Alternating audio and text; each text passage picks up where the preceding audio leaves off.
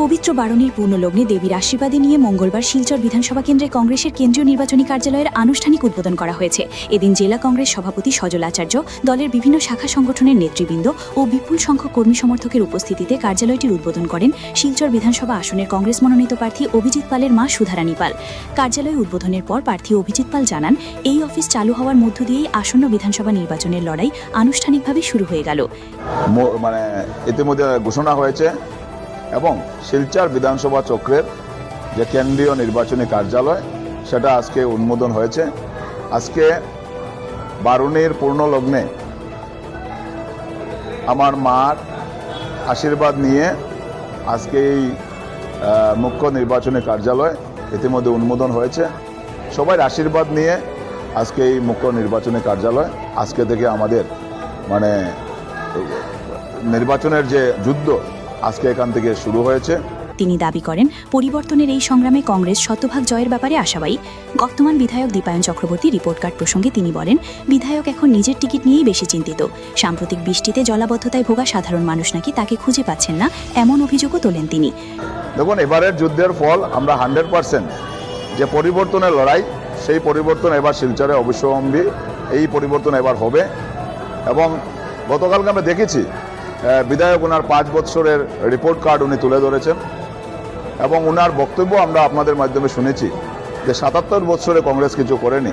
আমার মনে হয় যে বিধায়ক হয়তো উনি টিকিট নিয়ে চিন্তিত, বা উনি যে শিলচরের যে বর্তমানে গত 2-3 দিনে বৃষ্টির ফলে যে অবস্থা হয়েছে, শিলচরের নাগরিকরা যেভাবে বীতশ্রদ্ধ হয়েছেন, নাগরিকরা যেভাবে বিধায়ককে খুঁজছেন, আমার মনে হয় উনি একটু মতিভ্রম হয়েছে। স্বাধীনতার বছর সংখ্যা নিয়ে বিধায়কের মন্তব্যের সমালোচনা করে অভিজিৎ পাল কটাক্ষ করে বলেন, দেশের স্বাধীনতা কবে হয়েছে সেটিও নাকি তিনি ভুলে গেছেন। পাশাপাশি তিনি দাবি করেন, গত 5 বছরের কাজের মূল্যায়ন শিলচরের মানুষ নিজেরাই করে রেখেছেন। এছাড়াও পৌরসভা নির্বাচন না হওয়ায় নাগরিক পরিষেবা ব্যাহত হয়েছে বলে অভিযোগ করেন কংগ্রেস প্রার্থী।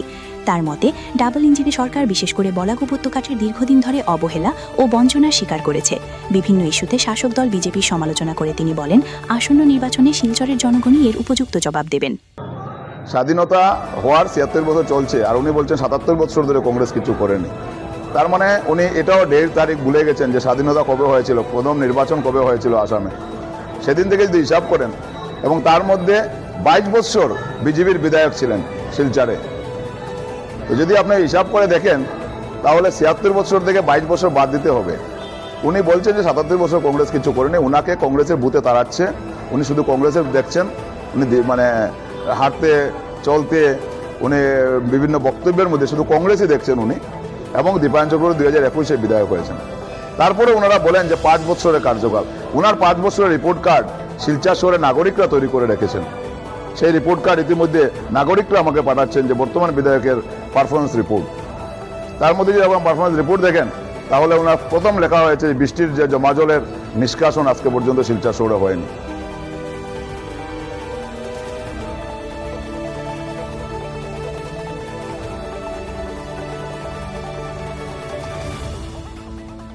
আজকে বৃহত্তর বিলপাড় থেকে শুরু করে আপনার এই শরৎপল্লী লিঙ্ক রোড, এটাকে একটা রিজার্ভার বানানো হয়েছে এই সুনাই রোডের রাস্তা দিয়ে।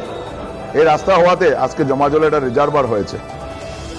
আজকে এই অবৈজ্ঞানিক পদ্ধতিতে শিলচরের রাস্তাঘাট করার জন্য, ড্রেন করার জন্য আজকে প্রত্যেকটা জায়গাতে দেখা যায় আজকে সামান্য বৃষ্টির ফলে, এখন পর্যন্ত বর্ষা আসেনি, গ্রীষ্মকাল আসেনি, এই বৃষ্টিটা আমরা সবসময় আশা করি মাঘ ফাল্গুনে একটু বৃষ্টি হবে।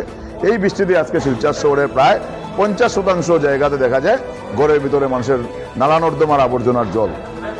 আজকে ট্রাফিক সমস্যা সমাধান উনি দেখেছিলাম আমরা 2025 ইংরাজিতে আজকে যখন করা হয়েছিল ট্রাফিক ইন্টেন্সিভ যেটা সিস্টেম, সেটা চালু করার জন্য ফেব্রুয়ারি মাসে আমরা দেখেছিলাম এখানে অনুমোদন করা হয়েছিল প্রেমতলাতে। আজকের দিন পর্যন্ত চালু হয়নি। 2টা ফ্লাইওভারের ঘোষণা ছিল, আজকে শুধু দেখেছি আমরা শিলান্যাস হয়েছে। ঠিক নির্বাচনের একদিন আগে শিলান্যাস করা হয়েছে। 5 বছরের কালে উনার হয়নি। আচ্ছা, স্মার্ট সিটি করার ছিল, আজকে কি স্মার্ট সিটি হয়েছে শিলচরবাসী সবাই জানেন। এই পৌরসভাটাকে উনার আতুরঘর বানিয়ে নিয়েছেন। আজকে এইসব রিপোর্ট কার্ড শিলচরের নাগরিকরা তুলে ধরেছেন। আজকে ওনার পারফরমেন্স শিলচরের নাগরিকরা জানেন। এবং বর্তমান ডাবল ইঞ্জিনের সরকার বরাক উপত্যকাকে বিশেষ করে কিভাবে অবহেলিত করেছে, বঞ্চিত করেছে, সেটার জবাব মানুষের 26-এ নির্বাচনে দেবেন।